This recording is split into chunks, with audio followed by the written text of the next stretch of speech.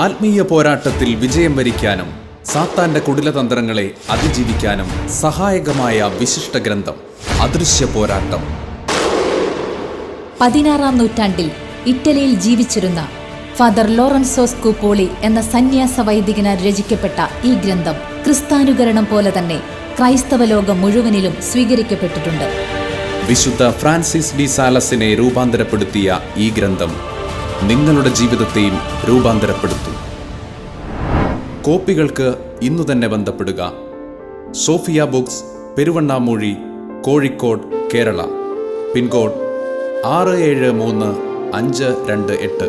Phone number 999955743008. പുസ്തകം ഓൺലൈനായി ലഭിക്കുവാൻ സന്ദർശിക്കുക sofiabuy.com.